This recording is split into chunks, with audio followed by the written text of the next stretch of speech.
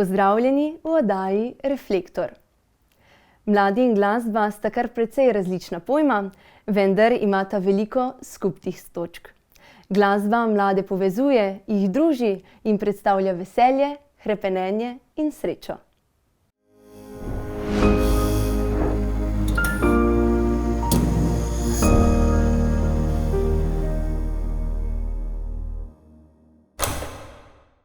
Zato v današnjem studiu gostim Žana Serčiča.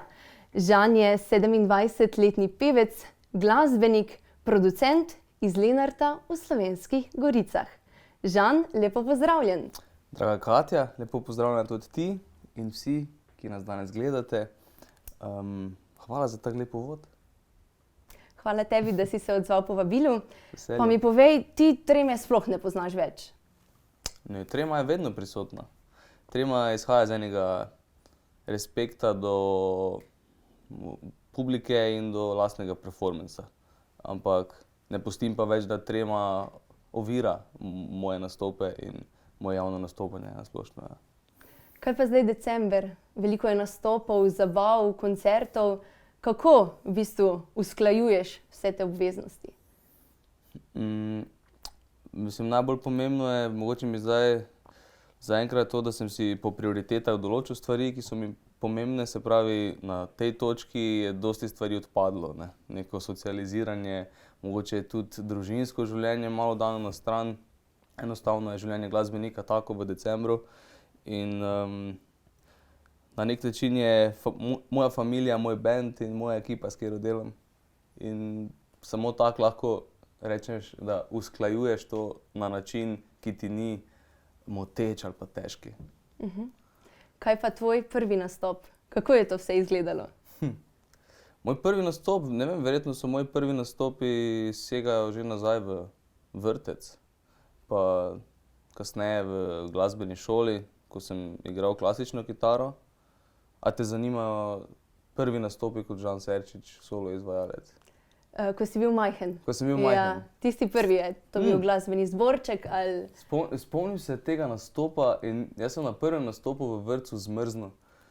In sem z enim mojim najboljšim prijateljem v vrtcu pel pesem in on je zapel svojo kitico in jaz sem bil na vrsti in sem zapel par besed kitice in pol sem zmrznil in nisem več vedel, kaj naj pojem. In nisem se sestavil cel koncert in pol me je mama mirila in rekla, probaj še enkrat in smo še enkrat probali in spet se nisem sestavil. In sem si rekel takrat, okej, jaz nikoli več ne bom nastopil. A je to bilo v živo snemano? To ni bilo niti snemano. To je bil samo nastop za moje kolege iz vrtca in vse starše in vse naše starše. Tako da to mi je v bistvu zanimivo, da mi je ostalo to v spominu, nisem še sploh o tem nastopu govoril z nobenim. Ampak verjetno me je na nek način, če zdaj pomislim, malo travmatiziralo to, da sem imel ful dolgo tremo pol v osnovni šoli pred nastopi. Zdaj pa je bolj kot ne izginila. Mislim, prisotna je še malo, ampak jaz sem gledala tvoje nastope in to, kar žariš, se pogovarjaš s publiko. Kako si prišel do tega, da zdaj pa gre? Ko sem ugotovil, da nastop ni zato, da bi ljudje gledali mene in jaz bi mogel njim dokazovati, kako sem dober v tem, kaj počnem. Ampak ko sem ugotovil, da je point mojega nastopa to, da odprem srce in delim mojo ljubezen do glasbe in do mojih kolegov glasbenikov z ljudmi, oni to začutijo in mi vrnejo krat 1000 nazaj. In to je ena taka izmenjava čustev, ki se zgodi na koncertu, ki je glavna stvar vsakega glasbenika, ko to počne. In zaradi tega smo tam, no. Ko sem to poštekal, se je cel odnos spremenil, zato ker ena sama ljubezen nastane v prostoru. Ko pride človek z takim odnosom na oder in vsem hoče samo dati celega sebe in nazaj dobi še 1000-krat več. V uvodu sem povedala, da prihajaš iz Lenarta v Slovenskih Goricah.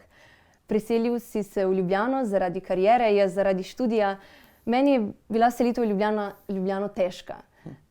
Me zanima, kako je bilo tebi zapustiti svoje domače, svojo okolico, se preseliti sem, biti tu sam?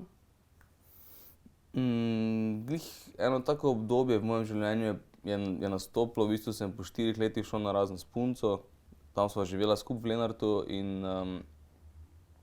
na nek način mi je bilo lažje spremeniti okolje. In sem se preselil v Ljubljano že iz tega vidika. Seveda karierni vidik je veliki faktor bil. Enostavno sem se začel v zadnjih pol leta pred selitvijo toliko voziti v Ljubljano, da mi je začelo postajati preveč naporno. Verjetno veš sama tudi. Ja, po 3 ure, 4, to je. In vse obveznosti nekako so tukaj, kar se tiče medijskega sveta. Tako da je bila neka logična karierna odločitev, da se bom sem preselil, kaj pa je to potegnilo s sabo in kakšne osebnostne spremembe sem doživel, odkar sem se preselil sem, pa si nisem znal prej predstavljati, da se bojo zgodile. In tako kot si rekla, ja, mi dva izhajamo oba iz enega malega kraja v Sloveniji, kjer se vsi poznamo, stopiš ven iz hiše in vsakega poznaš in mu pomahaš, tu srečaš 1500 ljudi na dan, ko greš po Ljubljani, nobenega ne poznaš in lahko ti to da občutek ene samote, ne. Utesnjenosti. Ja, v resnici utesnjenosti ne, utesnjeno sem večkrat čutil v manjšem kraju doma.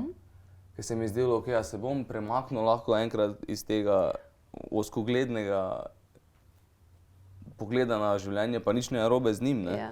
Ker tudi ima en svoj čar in svoje delavske navade, ki sem jih od svojih staršev recimo prevzel. Ampak Ljubljana ti enostavno omogoča, oziroma vsa velika mesta, se tudi veš sama, če si potovala, takoj imaš bolj odprto glavo, ne.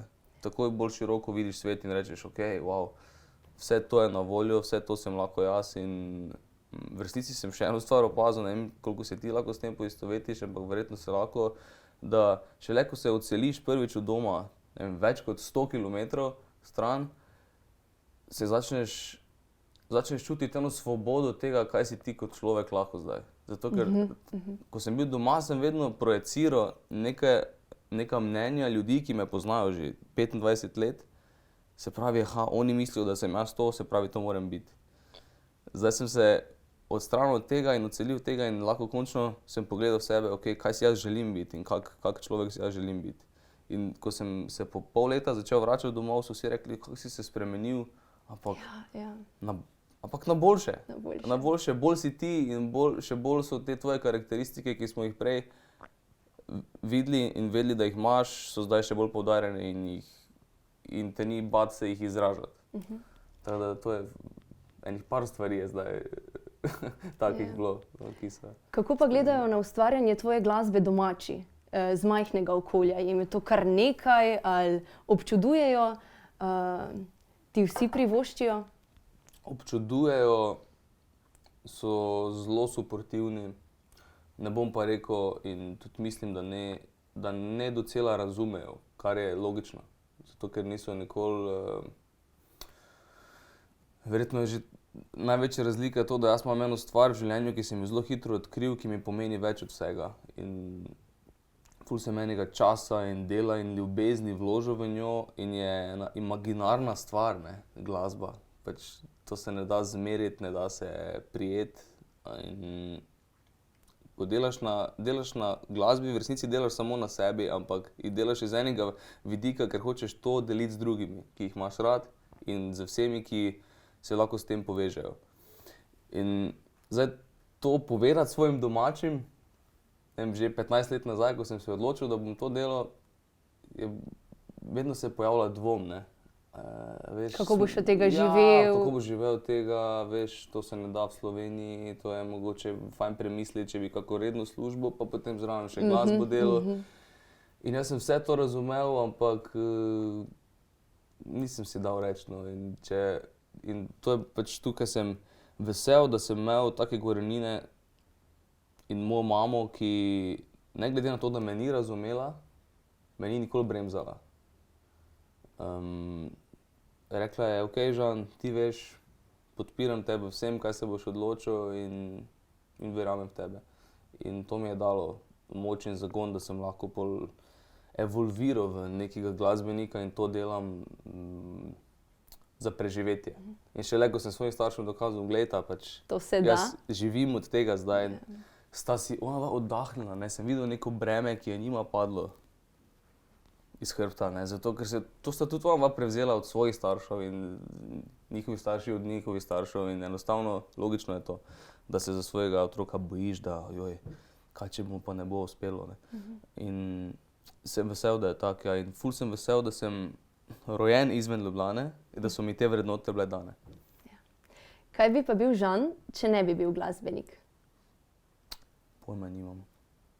Mogoče bi bil kakšna žival lahko. Žival. V kakem drugem življenju. Ker v tem življenju bi samo glasbenik bil. Samo glasba. Kdo ti pa stoji na tvoji poti? Kdo ti je največja opora? Omenil si mamo. Mislim, ne morem izpostaviti ene osebe. Lahko rečem, da največja opora in kaj vidim sam pri sebi zadnjih, ne vem, pol leta, ko prvič se mi je sestavil perfekten krog ljudi, ki so z mano. Že več kot, ne vem, 11 let nazaj sem bil na Slovenija ima talent in na tej poti od takrat verjemi, da sem spoznal ogromno ljudi, ki so hoteli biti del mene in moje kariere in... Si mogel znati ločevati? Ja, mislim, jaz se nisem takrat, jaz se nisem naučil kar sam od sebe, aha, ti nisi pravi za mene, ti pa si, ampak sem spustil v življenje človeka, ki mogoče ni bil pravi za mene in šele kasneje ugotovil, aha, in bil razočaran in rekel, ok, ti nisi pravi za mene in skozi izkušnje sem se naučil, katere ljudi spustiti in zdaj imam ta krog ljudi in ja, čakaj, kaj si že rekla, da je v bistvu prvotno vprašanje bilo tega, da ne bom zdaj preveč odtaval? Kdo ti stoji ob strani? Okej. Ja. Ob strani mi stojijo vsi, ki verjamejo v isto vizijo, ki je bila samo moja zadnjih 11 let. Zdaj pa je postala naša. In jaz čutim, da oni verjamejo v to in vedno se lahko naslonim na to, ker nisem v tem sam. In vedno, ko se počutim, da sem v tem sam, se spomnim na njih. In to so in moja familija, in moj band, in cela moja ekipa, od menedžmenta do PR-ovca, do producenta, do vseh, ki verjamejo v to vizijo. Kako pa nastane ena pesem? Kaj vse je potrebno? In kaj je potrebno, da ti napišeš samo pesem ali pa samo zapoješ? Kaj pa bolj tista promocija zadaj? Se moraš še s čim drugim ukvarjati, kot samo vzeti kitaro in nekaj zaigrati? Mislim, meni je najbolj pomembna stvar za nastanek pesmi to, da se ti nekaj v lifeu dogaja. Nek premik moraš ti kot človek doživeti, da lahko sploh dobiš inspiracijo napisati kaj. Ker drugače so pesmi lahko zelo površinske, kar pa pač enostavno moje pesmi nikoli niso bile, ker sem pisal iz sebe in iz izkušenj, ki so me premaknile in bile zelo včasih travmatične, včasih zelo lepe in o tem sem si upal pač pisati. In ni me nič drugo nikoli zanimalo, kot pa samo taki momenti. Ampak tako si v bistvu sama ugotovila in to se niti dosti ne samo ljudi ne zaveda, ampak tudi glasbenikov samih ne zaveda. Ko ti končaš pesem, pa ko posnameš videospot, pa ko je vse narejeno, takrat se delo začne. Takrat se začne tvoje delo, da to spraviš do ljudi, da bodo oni znali to konzumirati, poštekati in da narediš medijsko turnejo, koncertno turnejo in to predstavljaš in ja, to je glavna stvar potem. Si kamer kdaj sit? Kamer? Ali sta najboljša prijatelja? Ne, najboljša prijatelja glih nisva, ampak ne predstavljam si, včasih mi je bilo strah kamere, ker se mi je zdelo to, joj, kaj se skriva v tej napravi not in ampak zdaj pa vidim, ko pogledam recimo te 3 kamere danes pred nama, vidim fizično ljudi, ki bodo to gledali doma in bodo rekli, pa gledaj se, ta Serčič pa ni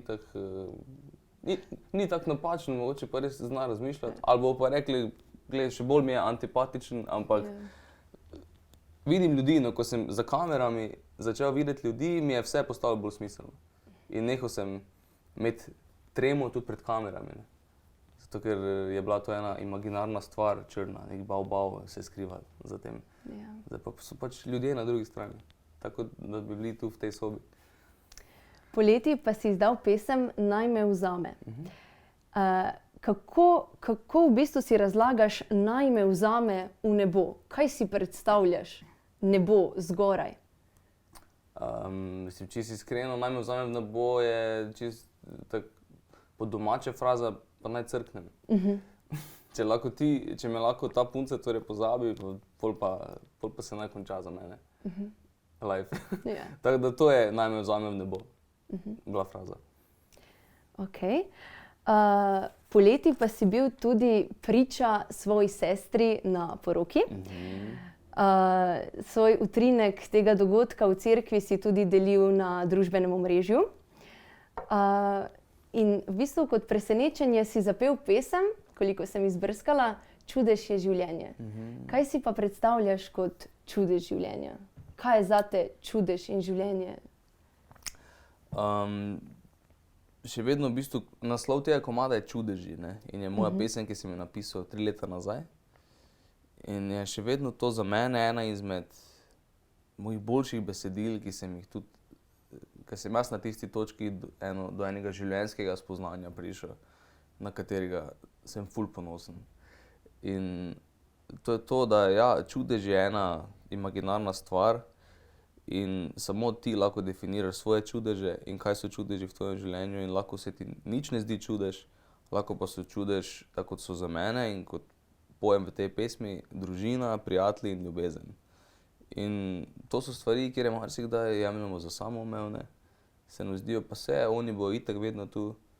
Saj, ko smo v nekem razmerju, pa vse štima je, pa vse ljubezen je itak tu. In se začnemo zavedati šele takrat, ko to vse izgubimo. In Čudeži je pesem, ki zelo gre v koncept ob takem dogodku, se mi zdi, no, tako kot je bila poroka moje sestre, ki je tudi meni pomenila zelo dosti. In večkrat si zaželijo ljudje, ko me najamejo za presenečenje, da zapojem čudeže na njihovi poroki. Torej, čudež je zate res nekaj posebnega, to te 3 stvari, ko si jih v bistvu opisal. Kaj od tega nimaš? Kaj iščeš? Nič ne iščem, ampak sem odprt za vse stvari, da prijejo v moje življenje. Tako da sigurno imam prijatelje in imam družino in imam ljubezen do glasbe, vse te 3 stvari imam. Ampak, se veš, ljudje vedno iščemo nekaj oziroma hrepenimo po nečem, kar nimamo, kar je logično, ker s tem v bistvu izkažemo neko radovednost do življenja samega. Pa s tem tudi rastemo, ne? Se razvijamo konec Ko koncev. nehaš biti radoveden, si nehal rasti, ne? Se ustaviš. Ja. Tako da upam, da bom jaz to radovednost ohranil celo moje življenje.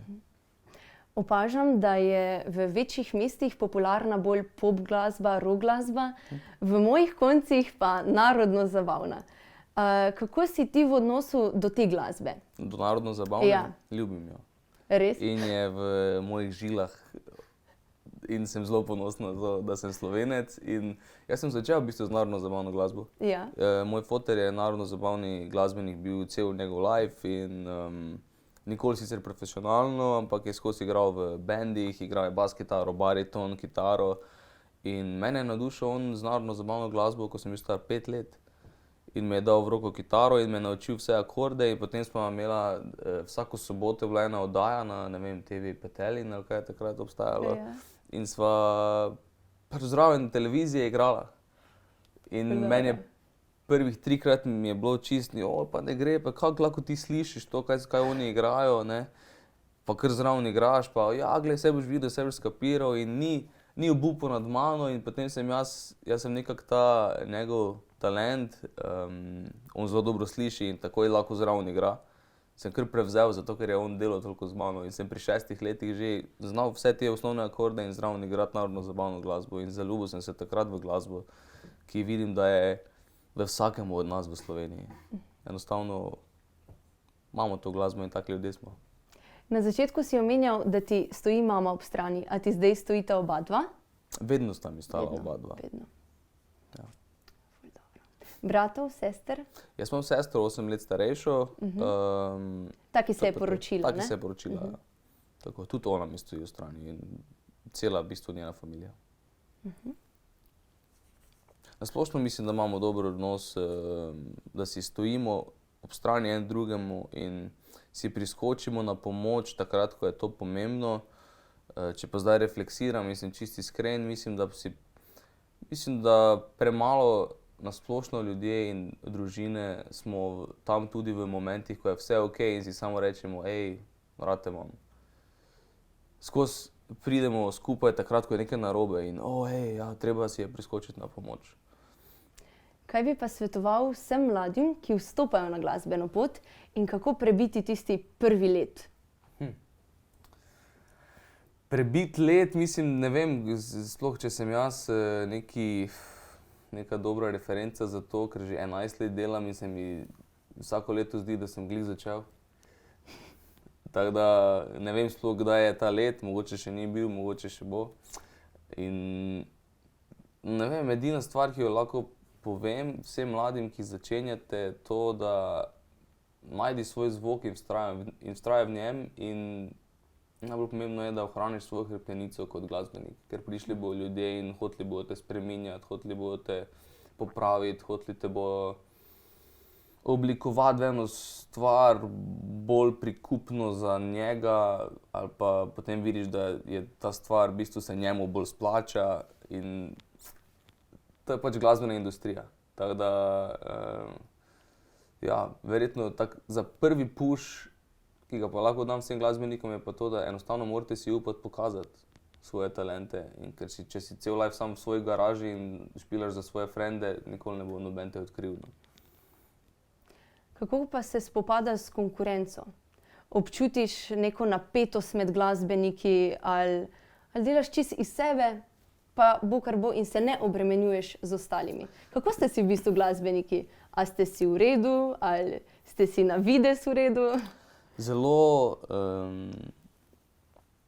rad govorim o konkurenci, zato ker jaz recimo sem taki človek, da nikoli nisem prepoznal, ne vem, ali nimam te sposobnosti, pač nisem prepoznal konkurence v drugih glasbenikih, zato ker je glasbeni prostor en navidezni prostor, kjer je dovolj prostora za vse. In ne vem zdaj, zakaj bi si med sabo konkurirali glasbeniki v eni stvari, ki je itak se ne da zmeriti, kdo je boljši v čem, ne vem, ne govorimo o športu, ne. Konkurenca je v športu, kjer recimo 10 ljudi tekmuje po progi in pač samo en je prvi. V glasbeni industriji ne moremo določiti, kdo je prvi, kdo je drugi, kdo je tretji, kdo je četrti. Kaj pa ta razna tekmovanja? No, se to, recimo, jaz sem bil na 2 tekmovanjih v mojem življenju, ne. Na enem sem bil zadnji in na enem sem bil tudi zelo slabo uvrščen. To ni merilo, konec In koncev. jaz sem videl, da samo za mene ni tekmovanje, zato ker sem se že v osnovi prišel tja z attitudom. Jaz sem slabši od teh ljudi, izključno iz tega vidika, ker oni so sem prišli tekmovati, jaz pa ne. Se pravi, jaz sem že itak v osnovi na napačnem mestu v ta trenutek. In cela moja kariera je bila zgrajena na tem, da nisem tekmoval z nobenim, ampak sem samo vztrajal v nekem svojem liku in v svojem, za svojimi prepričanji stal. In to so ljudje začutili. In konkurenca, v resnici jaz svojih glasbenih kolegov ne smatram za konkurenco, zato ker jaz niti potem ne bi mogel delati tega, kaj počnem. Verjetno veš, da sem tudi producent in avtor za druge izvajalce. In dostikrat so mi ljudje rekli, kako lahko ti produciraš in pišeš za svojo konkurenco, pa kako konkurenco, kdo pa je moja konkurenca? A s tem, da samo moja stavba zraste, jaz ne bom porušil vseh ostalih stavb v tej metafori, da so pač ostali glasbeniki te stavbe, ne. Ampak jaz hočem, da vsi zrastemo v eno veliko mesto in smo vsi nebotičniki in vsi prosperiramo, zato ker glasba itak, sploh pop scena v Sloveniji je v zadnjih 20 letih bila na downfallu in zadnji 2 leti mogoče spet se malo dvigamo, ne. Tako kot verjetno veš sama, ko si mlada, da večino mladih ljudi posluša tujo glasbo. Ja. In slovenske glasbe, kot pop glasbe, ena taka stigma se je ustvarila, da saj to ni dovolj dobro. Ja. In zdaj se to začenja spreminjati, ne. In mislim, da s takim attitudom oziroma takim odnosom do tega lahko smo samo vsi boljši. Da ne gledamo na ena drugega kot na konkurenco, ampak na to, da vsi skupaj ustvarjamo eno stvar, katero moramo dati ljudem. In do tega imamo odgovornost. S katerimi glasbeniki pa, če izpostaviš recimo imena, najraje sodeluješ? Mislim, glasbeno Najbolj inspirativen človek, ki sem ga spoznal v mojem življenju, je Anže Langus Petrovič Dagi, ki je tudi basist v mojem bendu. Skupaj sva bila na turneji 1 leto z Janom Plestenjakom, kjer sem igral kitaro. In ja, on je človek, ki me je ogromno naučil glasbi, o psihologiji glasbe, o produkciji in je na splošno ena premikajoča se glasba, no, in enciklopedija glasbenikov. Tako da z njim je ful dobro sodelovati in delati in igrati v bendu. In med drugim je tudi, tako sem prej omenil, Jan Plestenjak. Od njega sem se ogromno naučil, kar se tiče odrskega performansa, songwritinga in ga zelo, zelo spoštujem kot človeka in kot glasbenika.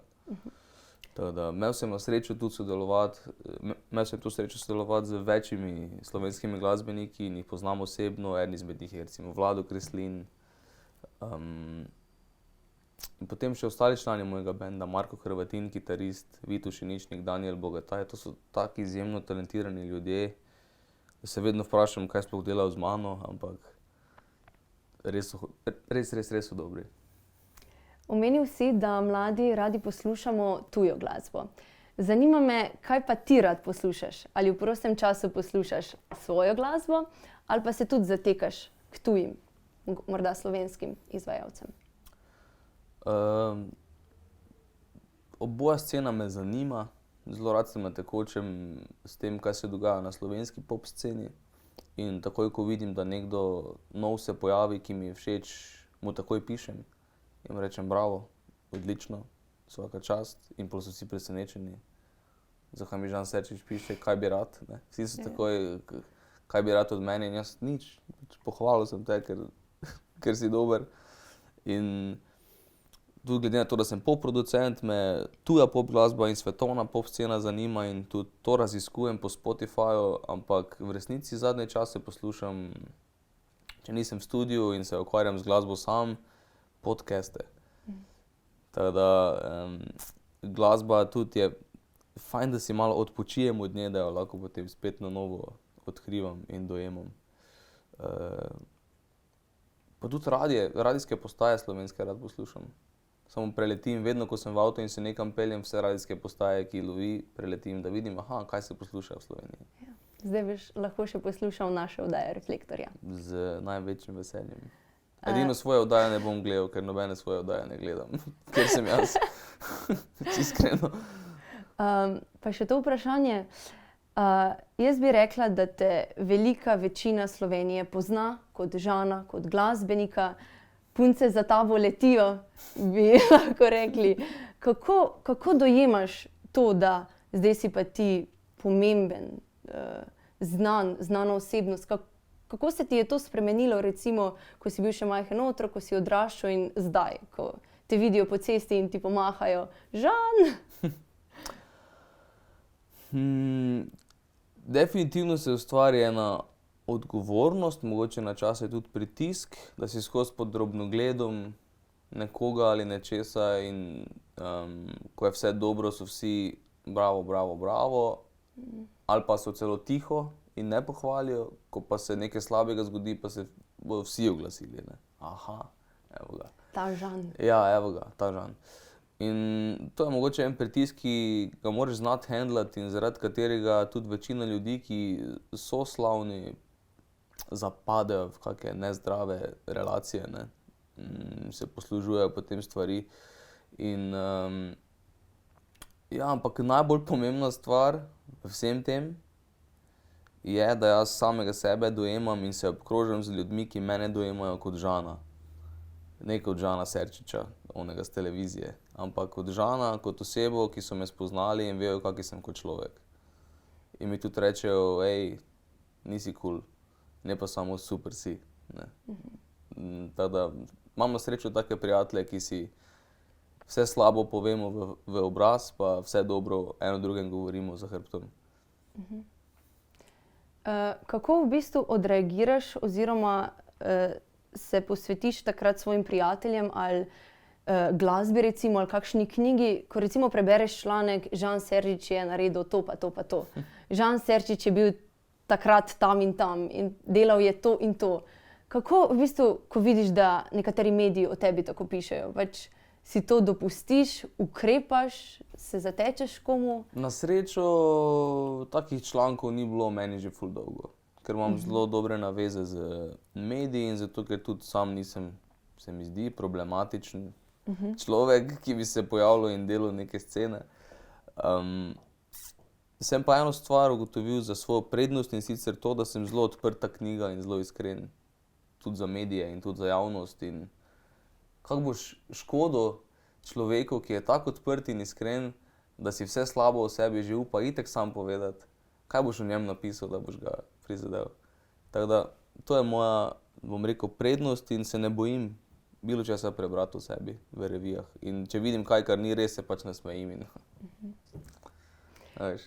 Si imel kakšne novoletne zaobljube? So se ti izpolnile in kaj pričakuješ, pripravljaš v prihajajočem se letu?